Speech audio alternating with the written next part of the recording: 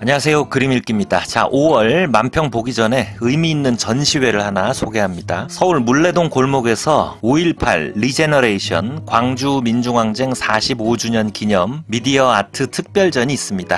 저는 광주 5.18이라는 걸 처음 접했던 게 아마 중학교 때인 걸로 기억을 해요. 학교에서 수업 시간에 뭐 대충 언급이 되고 패스. 그리고 친구 누군가가 잔인한 장면에 대해서 수근수근 하는 얘기를 들었고 전후 맥락 이런 거 아무것도 모르고 사진 몇 장을 보고 이상한 공포와 함께 충격을 받았던 기억이 납니다. 그리고 나중에서야 5.18에 대해서 나름 공부를 하고 뭐 불필요한 감정들은 걷어내고 어릴 때의 그 잔상들이 정리가 돼가죠. 1980년 5월 18일을 직접 통과한 세대가 아니라면 저랑 비슷한 경험이 있는 분들이 많을 겁니다. 대한민국에서 민주시민으로 성장하자면 필연적으로 5.18에 대한 고민, 성찰 이런 과정을 통과할 수밖에 없습니다. 그런데 주변에 아무 도움도 없이 배경 지식도 없이 5.18 당시에 그 잔인하고 처참한 사진만 처음 딱 맞닥뜨리면 일단은 뭐 굉장한 혼란에 빠질지도 모르죠. 자, 이럴 때 예술이 필요합니다. 예술은 이미지를 정화하고 의미를 가다듬어서 내놓습니다. 그래서 5.18을 소재로 한 영화나 이런 전시들이 아주 중요합니다. 다음 세대들이 마음을 다치지 않고 5.18을 이해하는데 도움이 될 것이고 어른들 역시 마음속에 5.18의 이미지를 다듬는 그런 기회를 제공할 겁니다. 자, 전시는 5월 16일부터 30일까지 영등포 물레동 골목 대한예술공간 2포에서 열리고요. 따로 입장료는 없습니다.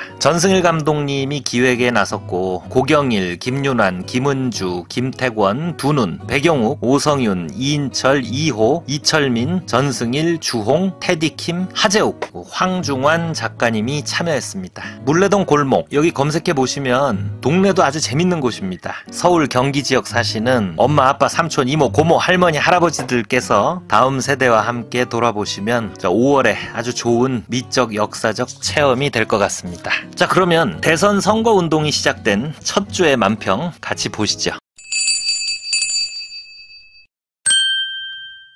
자, 시민언론민들레 박순찬 하백님 만평입니다. 자, 국민의힘 대선 후보가 김문수 후보로 최종 결정됐죠. 그 지랄 난동의 과정을 코믹하게 한 장의 그림으로 그려낸 재밌는 만평입니다. 자, 도복 차림의 김문수가 앞으로 쭉 나오고 있습니다. 그가 지나온 자리에 쌍권, 권영세, 권성동이 코피를 흘리며 쓰러져 있고 한덕수는 한덕순대로 묘사돼서 나무에 걸려 있는데 내가 초특급 엘리트 한문순대 이럴 수가 라고 중얼거리고 있습니다. 자, 이들을 다 무찌른 김문수 자세히 보시면 어깨에 전광훈 얼굴 문신이 박혀 있습니다. 자, 입술이 살짝 뒤집어진 표정이 아주 기가 막히게 재밌죠. 아, 저 이런 거 되게 좋아합니다. 자, 권영세는 이 사태 이후 비대위원장직을 내려놨고 권성동은 뻔뻔하게도 김문수 선대위에 합류해서 대구에 내려가서 봉변을 당합니다.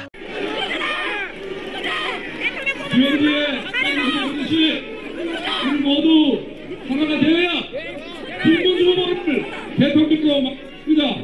여러분들 인사동하고 기대해 주십시오. 아무런 실책이 없어요.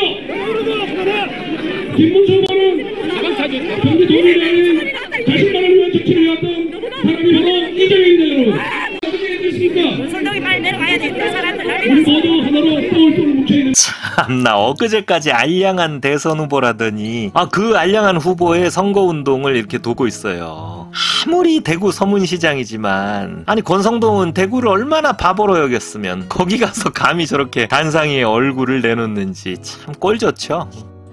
자, 딴지일보 찌질이 만평입니다. 국민의힘 대선 풍경입니다. 자, 실내에선 빨간 선거복에 기호 2번 한덕수 이름, 그 위에 다른 이름 김문수로 이름을 고치느라고 정신이 없고 밖에서 한덕수가 이걸 보면서 내 만원 하고 침을 꼴깍 삼키고 있습니다. 새벽 무슨 작전처럼 국힘에 입당하면서 냈다는 그 입당 가입이 만원, 그게 아까워서 저러고 있는 모습 같죠. 자, 지난 주말 후보를 김문수에서 한덕수로 갈아치우려고 했던 국민의힘 지도부의 쿠데타가 실패했잖아요. 그래서 실무자들이 당연히 한덕수가 기호 2번 후보가 될 줄 알고 선거운동복 같은 걸 한덕수 이름으로 준비해놨다가 망했다는 소문이 있어요. 왜 이런 얘기가 나오냐면 월요일부터 당장 선거운동이 시작됐는데 김문수 본인부터 제대로 이름이 박힌 빨간 선거운동복을 입고 다니는 사람이 거의 없대요. 한편 그림 속 이쪽 골목에서는 디올 선물백을 뒤집어 쓴 어떤 여사님이 그거 하나 똑바로 못하냐고 권영세를 조지고 있습니다. 자, 한덕수를 후보로 만들려고 무리수를 쓴 배우의 윤김 부부의 입김이 작용했다는 썰이 있습니다. 그게 사실이라면 비대위원장 물러난 권영세는 아크로비스타 뒷골목에 끌려가서 대가리 박아야죠. 자, 민중의 소리 최민아백님 만평입니다. 김문수 후보가 어제 계엄에 대해서 나름 사과 비스무리한 걸 했습니다. 이분이 갑자기 이렇게 대권 후보로까지 부상하게 된 계기는 국회에서 국무위원들 다 일어나서 계엄에 대해서 사과하라는 서영교 의원의 질책에 노동부 장관이었던 김문수 혼자 자리에서 일어나지 않았었잖아요. 그래서 윤석열 지지자들 사이에서 뻣뻣 문수라는 별명을 얻고 급부상한 겁니다. 그런데 이제 대선 후보가 되고 그 내란 계엄에 대한 입장을 정리하라는 요구가 많아지니까 이런 말을 합니다. 계엄을 한 부분에 대해서 지금 국민들이 굉장히 어려워하고 계십니다. 그래서 지금 경제라든지 국내 정치도 어렵지만은 수출 또 외교관계 많은 어려움이 있기 때문에 이런 부분은 국민들께 진심으로 이 계엄으로 인한 고통을 겪고 있는 국민들께 죄송스럽게 생각합니다. 계엄 때문에 고통을 겪고 계신 분들께 죄송하다. 좀 미흡하죠. 자, 뜬금없이 뺨을 때리고 뺨을 때려서 얼굴이 부은 것에 대해서는 죄송하다? 이런 느낌? 자, 뺨 때린 행위 자체에 대한 반성을 피하고 있는 것 같죠. 그리고 윤석열 출당에 대해서는 본인이 결정할 일이라고 입장을 내놓지 않았습니다. 다시 그림을 보시면 김문수가 그 애매한 사과를 하는데 등에 얼굴이 보이지 않는 내란 수개를 여전히 업고 있습니다. 업힌 사람은 김문수 후보의 머리를 무슨 말고삐처럼 쥐고 있는데 그 야만적인 폭력성이 잘 드러나죠. 그리고 김문수 후보는 발 아래 한 시민을 짓밟고 있습니다. 자, 12월 3일 이후 우리 삶이 불안 속에서 얼마나 망가졌습니까? 경제적인 손실만 수천조래요. 사실 제대로 반성을 했다면 저당은 후보도 내서는 안 돼요. 자, 동그라미 생각 홍순구 아백님 만평입니다. 참 잘 그린 캐리커처예요. 아니 어떻게 이렇게 매일 능숙하게 쓱싹쓱싹 인물들을 그려내는지. 자, 김문수 후보와 배현진 의원입니다. 김문수가 미스 가락시장 하니까 배현진이 황당한 얼굴을 하고 있는 모습인데, 자, 김문수 후보의 공식 선거 일정은 송파구 가락시장이었다고 합니다. 여기가 배현진 의원 지역구예요. 자, 여기서 또 이런 소리를 해서 시작하자마자 구설에 올랐죠. 배현진 같은 분이 여기 배현진 의원은 미스 가락시장 이렇게 글쎄요, 이게 세대별로 인식의 차이는 있겠지만 묘하게 부적절합니다. 여성 국회의원한테 이쁘다는 소리를 저렇게 천연덕스럽게 한다? 이 김문수 씨의 여성관 그리고 문학관은 과거의 춘향전에 대해서 춘향이 뭐하는 얘기다라는 그 발언에서도 잘 나타납니다. 어찌저찌해서 지금 대선 후보가 됐는데 대통령 될 리가 없다는 게 정말 다행입니다. 자, 장도리 사이트 박순찬 화백님 만평 하나 더 보겠습니다. 절벽의 나뭇가지 김문수 후보가 철봉 턱걸이 하듯이 매달려 있습니다. 경선 과정에서 건강을 과시하며 턱걸이 하는 모습, 그 이미지를 따온 겁니다. 자, 박순찬 작가님 만평은 이렇게 꼭 현실에 실제 있는 장면을 밑그림으로 놓고 그 위에 풍자적인 상상력을 펼칩니다. 자, 나뭇가지에 달린 김문수, 그 바지가랭이를 윤석열이 붙들고 너만 믿는다고 애걸을 하고 있습니다. 그리고 최상목, 조이대 대법원장, 검찰, 한덕수 등이 절벽 아래로 추락하고 있고요. 내란 이후 윤석열이 살아보려고 온갖 무도한 시도들을 해왔지만 번번이 실패하고 이제 김문수 하나만 바라볼 수밖에 없는 그 처지를 그리고 있는데 몇 주 안 남았습니다. 같이 떨어져야죠.